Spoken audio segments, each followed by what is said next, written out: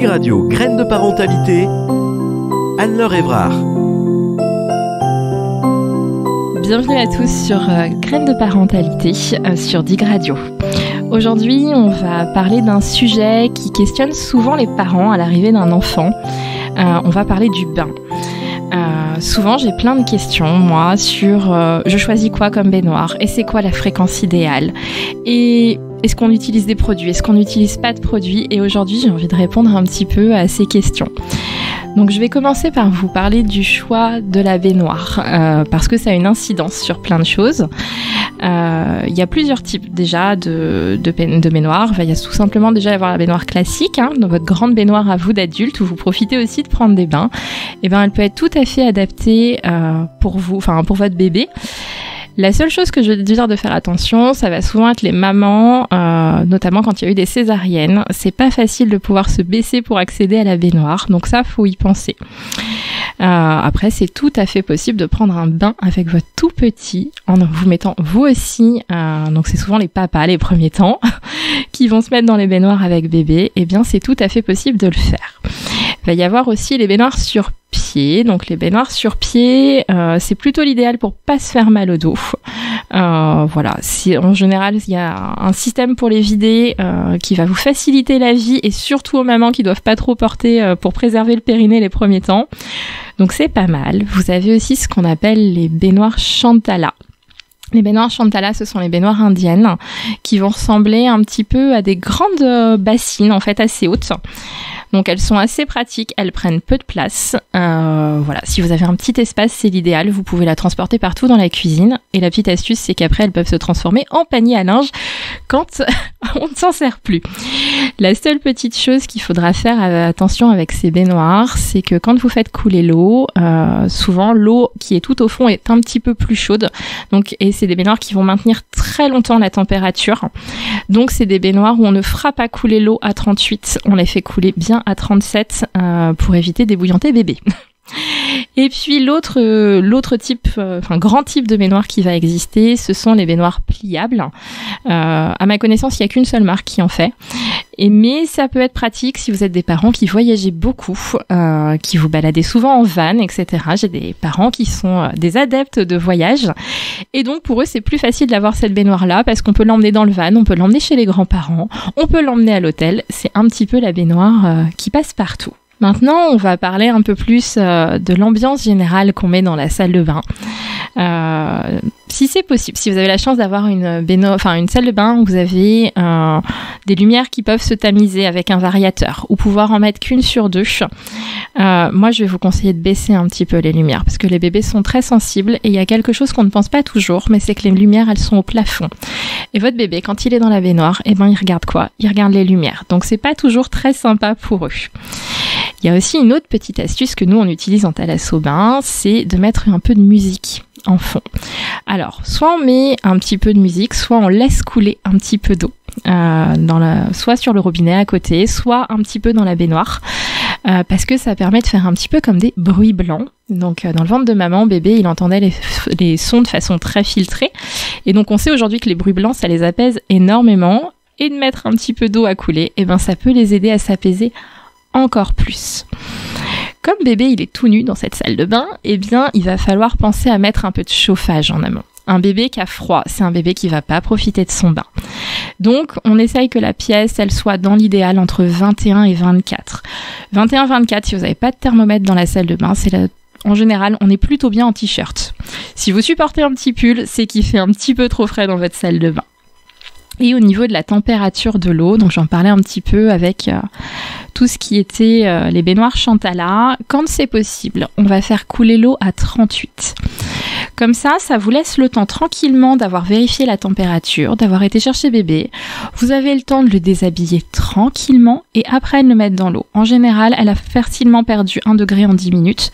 Donc comme ça, vous êtes tranquille, tout est prêt et bébé peut aller dans l'eau sereinement. Les autres petites astuces, mais là ça va être pour la sortie du bain, parce que c'est souvent un moment où les bébés vont pas trop apprécier ce moment. Souvent ça râle, c'est là où les parents me disent il pleure beaucoup à la sortie du bain. Eh bien, alors quand on peut, c'est d'avoir une petite table allongée déjà pas très loin pour pouvoir le poser directement sur la table allongée. Et alors le must, c'est quand on est deux, c'est de pouvoir mettre la serviette à chauffer sur le chauffe-serviette. Comme ça, quand ils sortent, eh bien, ils vont être tout de suite coucounés dans du chaud et c'est quand même beaucoup plus agréable. Le must étant de les mettre légèrement sur le côté parce qu'ils vont être beaucoup plus rassurés et beaucoup plus contenus si vous mettez vos mains en fait sur ses épaules et une sur le bassin en appuyant légèrement. L'appui idéal, c'est l'appui que moi j'appelle l'appui bienveillant. C'est-à-dire que c'est l'appui que vous allez avoir, vous avez votre collègue qui fond en sanglots. Vous êtes assez intime pour vous permettre de poser votre main sur son épaule, mais pas assez intime pour lui faire un câlin. On voit tous cette pression. En général, c'est assez parlant. Eh bien, c'est cette pression-là qu'il faut avoir sur votre bébé pour le contenir. C'est-à-dire, c'est je suis là et en même temps, je suis pas trop envahissant avec mes mains, mais juste bien contenant. Voilà. Au niveau des moments de la journée, moi déjà, je vais vous dire de choisir un moment où vous en avez envie. Parce que si vous êtes tendu, que vous êtes fatigué de votre journée, eh ben bébé va pas passer un bon moment parce que vous allez le faire par obligation et pas par envie. Donc, on choisit le moment où on est le plus détendu. Pour les bébés qui vont avoir des pleurs du soir, qui vont avoir un peu des coliques, eh bien moi j'aime bien dans ces cas-là faire le bain le soir avant, en fait que souvent c'est vers 18h l'hiver là, qu'on a les bébés qui commencent à pleurer avec les gros pleurs de décharge, et bien de se dire quand c'est possible, et ben on fait le bain sur les coups de 17h, 17h30, comme ça bébé il est apaisé, voilà, et des fois ça peut suffire à faire lâcher un peu la pression avant. On me demande aussi souvent, est-ce qu'il faut mieux le faire avant ou après manger ? Moi, je vais être très claire, on met pas un bébé dans l'eau s'il a faim. Est-ce que le soir, quand vous allez vous endormir, on a tous cette idée, vous voyez, on a envie de faire pipi, mais on va pas s'endormir tant qu'on n'aura pas été faire pipi. Eh ben, le bain, pour votre bébé, c'est pareil. S'il a faim, il se dit « Oh, c'est trop chouette ce que papa et maman ils me proposent. Ouais, mais j'ai un peu faim quand même. » Donc, il y a toujours ce « Ah ouais, ça aurait pu être super bien, mais en fait, j'avais un peu faim. » Donc, quand c'est possible, eh bien, on le fait après le repas. On attend 10-15 minutes, le temps que bébé est digéré tranquillement. En général, ça vous laisse le temps d'avoir tout préparé. C'est-à-dire que quand on met bébé dans le bain, il faut que les bodys déjà on ait enlevé les petits boutons, là. Vous voyez, tous les boutons, il y en a plein. Et qu'on sait jamais si on a tout défait, et ben là vous vérifiez tranquillement, le body est prêt, le pyjama est ouvert, les couches sont prêtes, vous avez le temps de tout vérifier et comme ça bébé tranquillement il digère pendant ce temps-là et une fois qu'il a fini, en tout cas le début de digestion où vous êtes sûr que ça va pas repartir, et ben ça va être le bon moment là pour le mettre dans l'eau. Au niveau de la fréquence, moi j'aime bien tous les 2-3 jours. Sauf si on a un bébé qui est très tendu. Parce que ça va être un bain où on va juste les détendre. Et dans ces cas-là, je dis aux parents, faites un bain avec juste de l'eau. Voilà. Sinon, un bain où on les savonne. Alors, petite précision, autant que possible, on savonne dans le bain. Je sais qu'il y a certaines maternités où encore on savonne à l'extérieur du bain. Je vais vous poser une simple question. Est-ce que vous aimeriez être savonné en dehors de la douche ? Voilà. En général, on a tous notre réponse.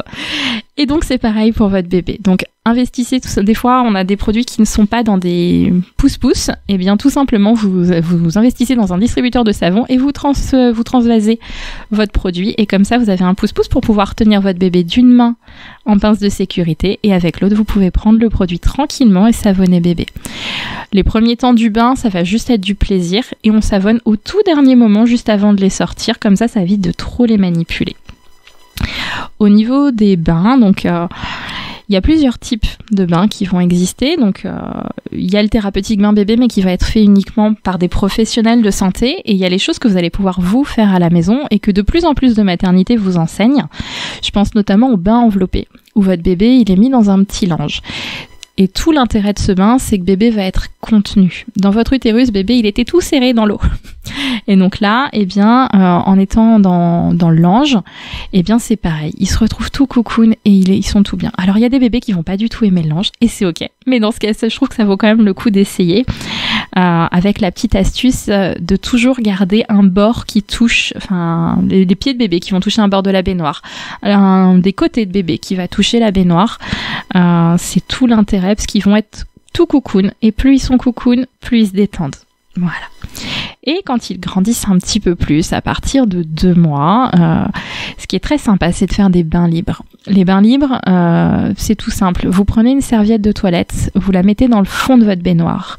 Vous allez mettre de l'eau à peu près sur 2-3 cm. Il ne faut pas que ça soit plus haut que les oreilles de bébé, parce que si bébé tourne la tête, il ne faut pas qu'il boive la tasse. Et en fait, vous allez pouvoir commencer à jouer tranquillement avec bébé, à l'arroser, etc. Et l'intérêt, c'est que bébé, vous le tenez pas, vu qu'il est posé sur la serviette. La serviette est là pour pas qu'il glisse dans le fond de la baignoire. Et vous avez un bébé qui peut sereinement profiter de son bain et jouer et sans être tenu. Donc en fait, il est assez libre de ses mouvements. Et ça devient assez rigolo. Et la nécessité de la serviette à ce moment-là se fait quand il commence à essayer de se retourner et que vous allez les voir tranquillement être sur le ventre et commencer à s'éclabousser. Ça, c'est plutôt des moments très sympas. Et si vous avez des bébés, alors... Pour moi, tous les bébés aiment le bain. Des fois, c'est juste qu'il y a des petits réajustements à faire. Mais si vous avez des bébés qui sont très tendus et que vous sentez qu'ils n'apprécient pas vraiment ça, eh ben, vous pouvez prendre une douche avec votre bébé. Vraiment, le fait d'avoir les jets d'eau qui vont masser un petit peu le dos, etc. Alors la douche, par contre, petite précaution, n'utilise jamais de savon parce que sinon vous faites savonnette avec bébé, c'est un petit peu dangereux. Et puis, on va vraiment prendre le temps, on y va tranquillement, on prépare comme pour un bain classique de la même manière tout ce qu'il faut à côté. Je conseille toujours d'avoir par exemple un petit transat. Je suis pas une pro transat, mais dans ces moments-là, ça sert avec la petite serviette qui est déjà toute prête et l'eau pas trop chaude. Souvent les adultes, on prend les douches un peu plus que 37. Donc là, on fait attention à la température. Et donc vous prenez votre douche avec bébé pareil. Les petits jets d'eau qui vont masser bébé tranquillement. Et quand vous avez fini, eh ben vous reposez rapidement bébé dans sa serviette, vous l'emmaillotez un petit peu, vous l'attachez. Et puis vous, ça vous laisse le temps de vous rhabiller et après de vous occuper de bébé. De toute manière, il est dans la salle de bain, déjà au chaud. Et ça peut être aussi une bonne alternative. Voilà un petit peu tous les conseils que je peux vous donner autour du bain. J'espère que ce podcast vous a plu et on se retrouve tout bientôt.